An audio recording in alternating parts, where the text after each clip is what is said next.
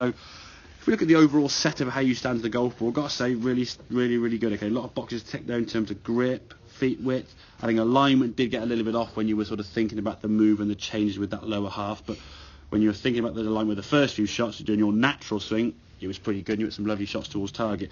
When we made a change to your left leg movement, the alignment was forgotten in some ways. You sort of started aiming a bit towards the, you lined up with the mat kind of thing rather than going towards your target, and so, which is fine, okay. But in terms of the movement, what we're talking about there, your lower half, your left knee and left leg particularly, okay. Initially, you had a lot of leg action there in the back, so your knee now is going, even in that short space there. If you were doing a chip or a pitch out of 30 yards, I doubt your knee would need to move that much, and I doubt it would move that much if truth be told. So try to keep that low half a little bit quieter. If we look here on the right hand side as we go back, okay, that knee's getting a lot more quieter, just starting to move now as you complete the backswing. Okay, so the shoulder starts turning, this shoulder starts going round, the hip starts going round, the knee then starts following. This one now, your knee has already gone across a long way, yeah, compared to there and there. That's about the same kind of backswing position. You can see the gap between your knees now is probably a third of the gap it was over there, and I think that's where it gets a little bit, there you go, it closes completely. So your knees have completely come together on the right hand side here, which could be your way of a bit more weight shift and you're transferring more weight and so on. But if your left knee has gone beyond here, you're really going to struggle to get any sort of stability, because what you've got to slam that left foot back down again. If you do that, what can often happen, and potentially when you're trying to hit the ball maybe harder, you're back here, you slam that foot down. If your knees start going really fast this way on the way down, your top half now is going to be leaning back, which will then result in you bottoming out early and topping it. So that is where I'd potentially say where some of your top shots would have come from. Okay. And then of course I'll keep your head down, keep your head down, and that's the wrong things we said. So in terms of your top of your backswing here now, we can see when you get to there, again same good position, you're not losing length in the backswing but much more coil there, as we can see that left knee and the left hip now much more in line. That's absolutely fine. They're good top of the backswing there, and now we can unwind the body. So when you come back now, everything's working together.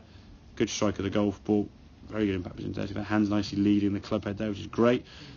Over the ball nicely now, and we can then rotate through the target to a good balanced position there, nice and control. Now, in fairness, this one was a good balanced position as we came through. But what you'll see when your foot goes down here now, your foot's got to slam down, okay, that you're twisting basically on that left big toe to try and get your foot down. Now, on a nice flat lie that's nice and dry, it's okay. Right. You go on a slopey lie or a wet and uneven lie or wind out there, all these things that are going to happen are going to restrict that. Okay, now I think in terms of your full movement there, you probably rotated a little bit more, I would say. It's money marginal, no, it's about the same you would have said, but the first couple of swings when you were trying to quieten down the lower half on the way back, it wasn't coming through quite as much on the way through. Right. But that's understandable, because in your head, when you're swinging that golf club, your thoughts now, in your head now when you're stood there for 3.5 seconds is quiet the lower half.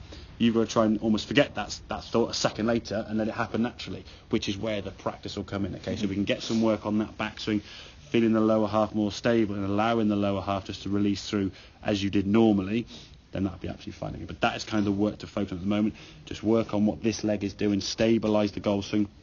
It'll be a lot more beneficial as well in terms of longer clubs. We go towards sort of fours and drivers and other clubs, maybe hybrids and woods you might get. That's going to give you a lot more stability throughout the swing, to swing that club basically more consistently. Your top half and your arms and your shoulders can do what they want to do, rather than be sort of like losing balance. So it starts from here up, really. Yeah, exactly. The golf swing, exactly. The swing's going to work from the ground if the grip. No matter how good the top half swing is, if everything lower beneath that green line is out of balance, the shot's going to be out of whack. So, yeah. Does that make sense? Yeah, it does. Excellent, good stuff.